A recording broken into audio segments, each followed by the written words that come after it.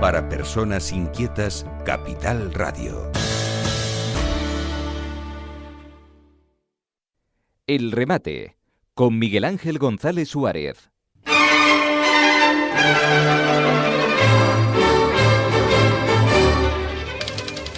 Bueno, ya tenemos al facilitador de crecimiento personal y medicina holística y tradiciones ancestrales, José Figueroa, el maestro, lo tenemos ya con nosotros. Ya saben que todos los martes... todos los miércoles. Miércoles. Bien. Estoy bueno yo también. Todos los miércoles sorteamos una sesión de Reiki. ¿Qué es el Reiki? Pues el Reiki es, si ustedes tienen algún problema de salud físico, psíquico o pues emocional, un dolor de rodilla. Yo, por ejemplo, tengo que ir a la rodilla mía. Habrá que echar tu... Pasa que a ti, contigo tenemos que utilizar el destornillador Reiki. Sí. Para mi rodilla ahí que la tengo cascada de hacer barbaridades en el deporte. Claro, jugando al fútbol día y noche. Claro, o sea, pero bueno, si tienen algún dolor, el maestro se los va a quitar con una sesión gratuita. Solamente hay que poner Reiki. Es la sesión gratuita que vamos a regalar hoy. Y mandarnos un mensaje al 627 60 21 84. 627 60 21 84. Una sesión gratuita. Manden los mensajes y nada, en media hora tenemos ganador. Don José Figueroa, buenos días. Buenos días. Y bueno, el maestro se lo va a quitar, el maestro va a hacer lo que pueda. Ya, bueno, vamos a hablar de secretos del Japón. Sí. ¿Estuviste viviendo allí en Japón? Sí, yo viví en Japón una temporada y de hecho viví en un monasterio, ¿sí? En los Montes Koya, en un momento además muy peculiar de la historia del Japón, porque fue en el año 2011, cuando el famoso terremoto, tsunami, todo el follón de Fukushima, que no... ¿Y qué hacías ahí en el monasterio? Pues lo que todo el mundo me dijo que no hiciese. ¿Sí?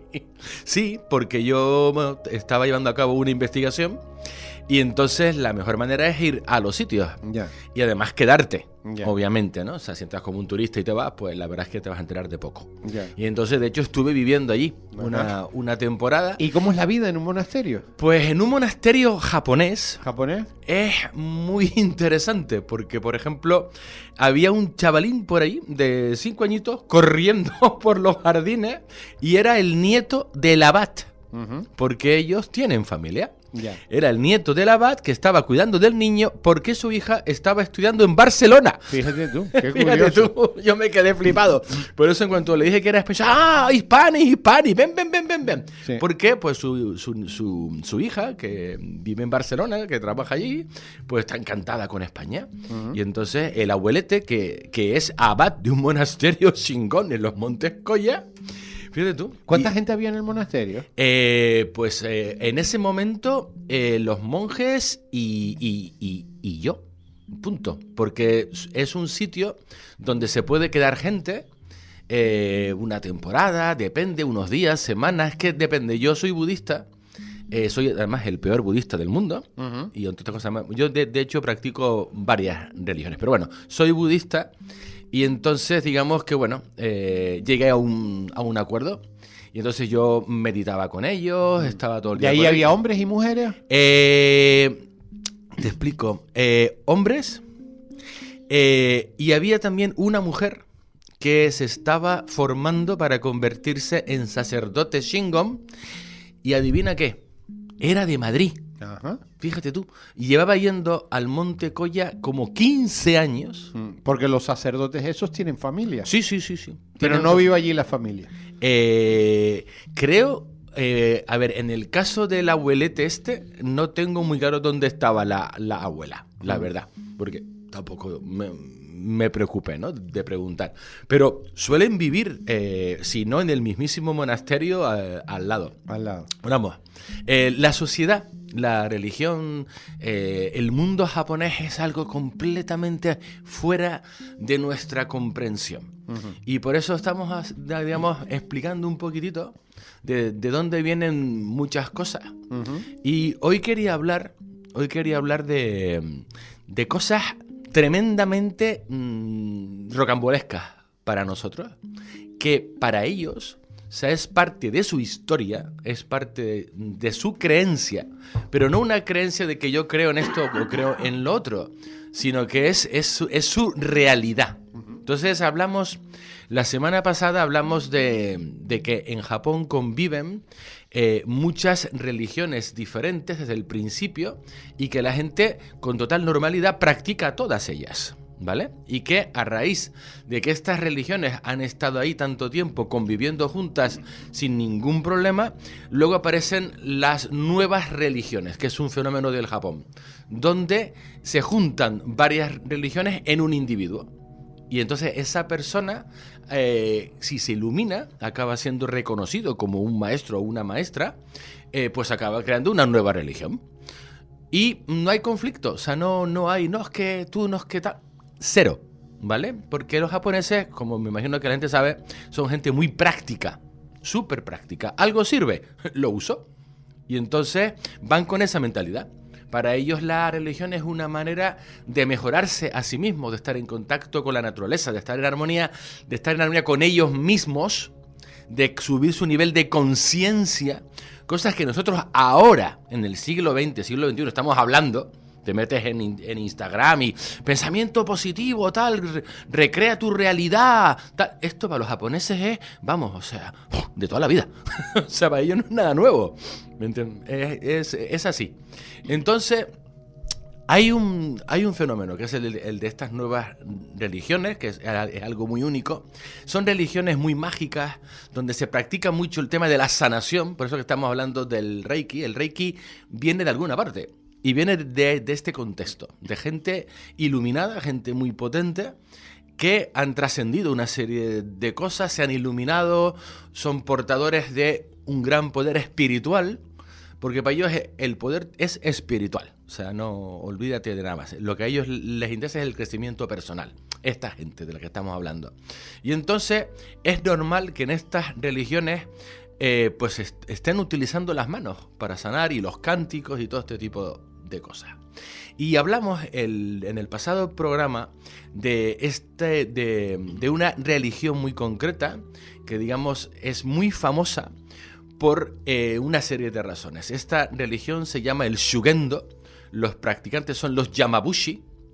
Son señores en los cuales se une la crème de los conocimientos místicos del budismo, del sintoísmo y del taoísmo y del chamanismo de las montañas japonés.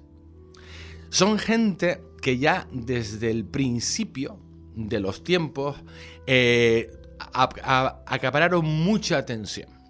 Y todo empieza porque el señor que lo funda, un gran místico, este señor protagoniza una de las historias más rocambolescas del Japón. Que además allí es parte de su cultura, de su historia, pero que a nosotros nos puede esto sonar, pero ¿qué? Resulta que en un momento dado, hace siglos, en aquella época, estamos hablando ahora mismo, si digo la verdad, tendría que comprobar el siglo, Edad Media. Hay una serie de terremotos, de vientos huracanados, de ciclones, de sequías, de inundaciones en la región de Kioto, que es donde estaba la capital imperial del Japón. ¿Recuerdas que te dije que los sacerdotes sintoístas, la religión original del Japón, para ellos todo era el contacto con la naturaleza? Y que de hecho se comunicaban con los kamis, que son los espíritus de la naturaleza, para tenerlos tranquilitos, tenerlos contentos y estar en equilibrio. De manera que todo lo que fuese desastres naturales, enseguida decían, digamos, los señalados eran estos señores. Oye, ¿qué estás haciendo o qué no estás haciendo? Que mira lo que está pasando. Porque se supone que están ahí para mantener la naturaleza contenta, tranquila y en equilibrio. ¿Ves tú? La mentalidad de ellos. Si pasa algo, todo el mundo, no estás haciendo tu trabajo. Fíjate tú. Entonces, cuando esto ocurre, y hay, bueno, o sea, verdaderos desastres naturales en Kioto, enseguida a quien le echan la bronca es a los sacerdotes sintoístas. Pues ustedes no están haciendo su trabajo. ¿Qué pasa? ¿Qué le pasa a los espíritus de la naturaleza? La mentalidad. Y entonces estos señores le explican al emperador que es que están completamente irascibles porque no quieren a los seres humanos. Están hartos. Están hartos, somos muchos, estamos en desequilibrio con la naturaleza y nos quieren echar. Fíjate tú. Y entonces, como este hombre está en ese momento predicando y hablando de esta nueva religión del Shugendo, este hombre tiene fama de hombre santo, de mago, de chamán, de alguien de un gran poder, lo manda a llamar el emperador. Y le dice, amigo, pruébate. ¿Qué pasa aquí? A ver si tú lo puedes arreglar. Entonces el hombre va, se comunica con los espíritus de la naturaleza de Kioto, vuelve al emperador y le dice, tengo una mala y una buena noticia. La mala es que no están por la labor. O sea, no, se niegan. Nos quieren fuera. O sea, que coge y que cerremos la ciudad y nos vayamos a otra parte. Porque no nos quieren aquí, a los humanos. La buena es que lo puedo arreglar. Mira tú. Entonces el hombre se va en peregrinación a las montañas. Allí lleva a cabo una serie de meditaciones y de cosas y de rituales y de historias. Y se trae a un espíritu de las montañas a las planicies de Kioto y hace que el espíritu de las montañas amanse y controle a los de las llanuras. Y desde entonces no ha vuelto a haber un mal rollo en Kioto. Qué curioso. Es que esto es muy fuerte. Qué curioso. Y esto es historia de ellos. O sea, entonces, este hombre, a raíz de eso, pues imagínate, se convierte, vamos, en el super influencer. Así que entonces, claro, ya toma una fama ya de hombre santo, de mago, de chamán y de salvador de la capital imperial. Y entonces ahí empieza una larga tradición de los practicantes de Shugendo, que son místicos, magos, chamanes, al servicio de la humanidad, al servicio de la comunidad, buscando la iluminación. Y resulta que, curiosamente, esta práctica tan particular, tan especial, además luego se asocia a un grupo de gente muy concreto del Japón que ya en sí mismos también tienen bastante reputación y bastante folclore. Los ninjas. Fíjate tú. Porque los ninjas resulta que son practicantes de Shugendo. Fíjate tú. Porque utilizan las técnicas de Shugendo de control mental y de control de la respiración, un control de su cuerpo, para poder llevar a cabo grandes hazañas físicas. Fíjate tú. Entonces, digamos, la leyenda de los ninjas alimenta la leyenda de los Yamabushi, y la de los Yamabushi a la de los ninjas. Fíjate tú.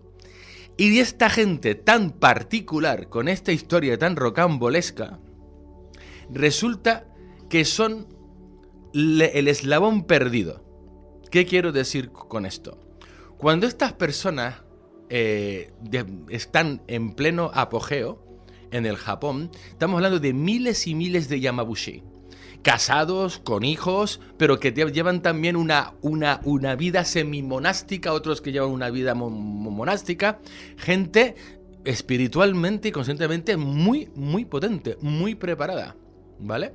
Y esta gente son como la aristocracia espiritual del Japón. O sea, todo el mundo los mira con gran reverencia, porque además son famosos por llevar a cabo cosas muy extremas, muy, muy extremas, buscando la iluminación, buscando superar las barreras del cuerpo y de la mente. Bien, el programa pasado hablamos de este emperador Meiji, que fue el de la famosa película del último Samurái, y en el que este señor decide tomar las riendas del poder absoluto. Y entonces se convierte, hay una guerra de por medio, hay unos follones impresionantes, y se convierte en el hijo del sol naciente, el emperador, y es emperador y papa, por así decirlo. Y entonces, ¿qué hace él para ya tener un control total? Pues muy simple, decide hacer lo impensable para los japoneses. Esto es un trauma nacional enorme que sigue a día de hoy, aunque ahora ya está un poco más sano todo, pero fue brutal. Separó obligatoriamente el budismo del sintoísmo, porque estaban muy juntos. Y además todas estas nuevas religiones. Y él dice, el sintoísmo es la religión nacional del Japón. Era muy nacionalista, ¿vale? Y como además la religión le favorecía, porque era hijo del sol, ¿verdad? Entonces, este señor separa las dos religiones, pone al sintoísmo como lo que es la religión oficial del Estado, y el budismo le permite existir, por así decirlo. Y además, lo que sí hace es, a sangre y fuego, elimina a todas las personas que están asociadas a estas nuevas religiones. Cierra los monasterios, los quema. O sea, es una verdadera barbarie, es un genocidio religioso. Que eso no sale en la película de Tom Cruise. Y esta gente, que eran los grandes, digamos, guías espirituales del Japón, como son una nueva religión, también los prohíbe y los persigue a sangre y fuego. Y entonces esta gente tiene que desaparecer, pero desaparecer de la mañana, o sea, del día a la noche, ¡pum!, se tienen que desaparecer. E incluso se prohíbe la palabra Yamabushi, está prohibido decirlo. Entonces tienen que usar ¿cómo es la palabra? Un seudónimo, no, pero vamos, un sinónimo. Un sinónimo, por así decirlo. O sea, que la palabra era practicantes de encantamientos sintoístas. Entonces, cuando tú decías eso, te referías a los Yamabushi. Porque si decías la palabra Yamabushi, acababas en la cárcel. O sea, cosa seria, ¿eh? Y entonces ellos tienen que hacerse llamar eso. Y, por ejemplo, cuando dicen, mira, es que se van a reunir los practicantes de encantamientos sintoístas, eran los Yamabushi. Era la manera, el código para no caer en prisión, básicamente. Estoy hablando de esto porque el fundador de Reiki, Usui Sensei, no solamente era un alto samurái, Hatamoto samurái. Esto es un señor que puede llevar espada en presencia del emperador, porque un Hatamoto samurái ha sido alguien que ha jurado fidelidad absoluta al emperador, ¿vale? Este señor estaba en una posición muy privilegiada en ese momento, de gran genocidio religioso, porque los Hatamoto samurái eran, digamos, la guardia personal del emperador, y entonces él está, digamos, dentrísimo del sistema, ¿vale? Bueno, resulta que cuando este señor fallece, sus alumnos le ponen un monumento en el cementerio de Kioto, donde él está, de Tokio, donde él está enterrado. Yo he estado ahí, y resulta que en esa lápida tan grande, negra, de granito negro, pone la historia de su vida y pone, y era un practicante de encantamientos sintoístas. Fíjate tú. Este señor era un Yamabushi. Y es el fundador Y es el fundador del Reiki. Pero esto lo saben 4 gatos. Y aparte, bueno, aquí es que hay mucha tela, pero mucha tela. Entonces este señor lo que hace es introduce conocimiento ancestral de cómo funciona el tejido de la realidad, de cómo funciona la conciencia, de cómo funciona la energía, y lo introduce en lo que hoy llamamos Reiki y que anda funcionando por todo el mundo. Y por eso, mucha gente que practica Reiki, cuando ve una serie de cosas, no saben lo que están viendo, es que es normal. Y entonces dicen, ¿y esto qué es? Y dice, no, eso le vino a Usui Sensei, le vino en el monte Kurama cuando tuvo su iluminación. No. Eso son secretos, tradiciones de los Yamabushi, de unos señores dedicados a ayudar a la humanidad, a expandir la conciencia. ¿Y cómo propaga este tema? Este tema, en realidad, quien lo propaga es una americana. Es una americana de origen japonés que se llamaba Hawayo Takata. Hawayo Takata es una señorita japonesa de origen, pero americana, ella habitante de Hawái, de la isla de Kauai. Además, yo he estado ahí y conocí a una alumna directa de ella, fíjate, como parte de mi investigación. Y entonces, esta señorita está bastante enferma, le han dado poco tiempo de vida, Y ella viene de una muy buena familia de allí, de Hawái. De hecho, hasta hace poco el alcalde de Kauai era su tataranieto. Imagínate tú las conexiones. Entonces esta mujer pues tiene posibles y se va a la tierra ancestral de sus padres, el Japón, porque quiere verlo antes de morir. Fíjate, quiere verlo antes de morir. Y entonces, estando allí, se pone bastante malita, la meten en un hospital. Y en ese hospital un médico le dice, mira, nosotros no podemos hacer mucho por ti con la medicina occidental. Pero hay un señor que se llama el doctor, es un médico, el doctor Hayashi. El doctor Hayashi fue alumno de Usui Sensei, directo. Es médico, tiene una clínica en Tokio donde están practicando esta técnica de sanación con las manos con grandes resultados. Vete allí. Y esta señorita se va allí porque dice, bueno, no tengo nada que perder. Y aparte después es un médico reconocido, se le ha recomendado otro médico. Y sorpresa, sorpresa, a esta señorita le dan Reiki 2 alumnos de este señor, de Hayashi Sensei. 2 alumnos de primer nivel. Ni segundo, ni tercero, ni maestro. Primer nivel. Esto es importante, ¿eh? Primer nivel. 2 alumnos Reiki a 4 manos, 2 días en semana. ¿Qué pasa con esta señora? Que se sana. Se sana pero completamente. Imagínate tú, la mujer se queda alucinada. Y dice, esto, vamos, esto me lo tengo que llevar a América. Y efectivamente se lo lleva. Y este es el comienzo del trayecto de Reiki de Japón a Estados Unidos, de Estados Unidos a Alemania y de Alemania a Polonia y de ahí al resto del mundo. Me manda un mensaje, a ver, dice, nos queda poco tiempo. ¿Qué diferencia hay entre Reiki y acupuntura coreana? Mucha. La acupuntura coreana, igual que la china, ¿vale? Se dedica a poner agujitas en puntos concretos del cuerpo humano que son los puntos del chi, de la energía vital del cuerpo humano, que los chinos y coreanos estudian. Entonces le meten estas agujitas para regular ese chi, para que funcione mejor, para que se calme, para que crezca, para que se desbloquee, para lo que sea. Y es además muy, muy efectivo. Y un día, además, hablaremos porque es fascinante también lo que hay ahí. Mientras que el Reiki está utilizando las manos de una manera muy suave sobre el cuerpo y está transmitiendo Reiki, que vamos a decir es energía universal, que eso es otro tema. Totalmente inocuo, totalmente, o sea, no tiene efectos secundarios, no te pueden dar un mal Reiki, como quien dice, ya adelanto, y no tiene efectos secundarios, no puede hacerte nada mal. Entonces, en todo caso, te va a relajar, lo mínimo. ¿Y las agujas esas curan? No. Sí, de hecho, mira, hoy en día la acupuntura está reconocida, ¿vale? ¿Y sabes por qué está reconocida? Porque durante la guerra de Corea, los soldados norteamericanos que se estaban dando de hostia contra los coreanos, pues acababan hechos polvo, destrozados, ¿verdad? En el campo de batalla, tenían que operarlos y resulta que en un momento dado se les acaba la anestesia.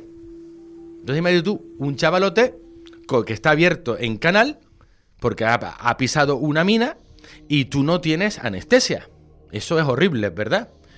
Imagínate. Bueno, pues resulta que los médicos coreanos de la jungla de por allí se ofrecían a los médicos americanos a meterle agujas como a modo de anestesia para que pudiesen operar sin anestesia. Y los soldados americanos no se enteraban de nada. Y los médicos estadounidenses fliparon en colores y dijeron, joder, pero esto es imposible. Y entonces se quedaron fascinados porque lo vieron una y otra vez, operaciones sin anestesia, solamente con la acupuntura coreana, y el otro no se enteraba de nada, sin dolor.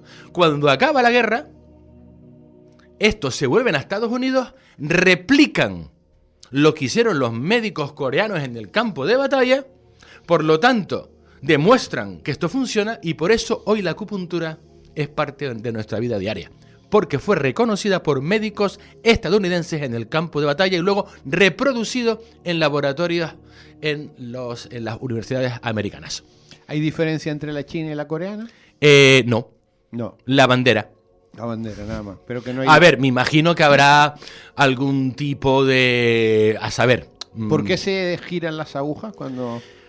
Pues para poder introducirlas como Dios manda y de la manera adecuada. Yo no soy acupuntor, me han hecho acupuntura y me ha gustado mucho. Es un mundo fascinante el de las medicinas orientales, porque está basado en un conocimiento muy profundo de otro lado del ser humano que en la medicina occidental no se contempla tanto. Y entonces por eso hay mucho espacio para la unión de las medicinas, que es lo que yo voy diciendo una y otra vez. Por eso he dado clases de Reiki a enfermeras, a médicos, psicoterapeutas, fisioterapeutas. He formado a enfermeras de hospitales, porque no se trata de ir hacia un lado o hacia el otro, de ser de ninguna manera talibanes, sino de trabajar juntos por el beneficio de la gente. Bueno, ya saben que hoy hemos sorteado una sesión de Reiki con el maestro José Figueroa, que bueno, que va a ser reparadora para la persona que... Sí, es una experiencia muy agradable que, bueno, depende de lo que la persona tiene y quién es la persona y dónde está en el momento de su vida, pues...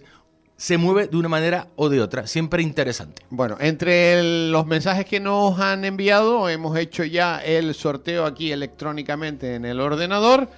Y le y le ha tocado, solo tengo el nombre y el teléfono, que ya nos encargaremos de llamarla, le ha tocado a Carmen. Ah, muy bien. O sea que, Carmen, te llamaremos ahora inmediatamente. Aquella canción de Carmen. Okay. Te llamaremos inmediatamente porque tiene... Y ya nos contarás, a ver, los resultados de esta sesión con el maestro José Figueroa.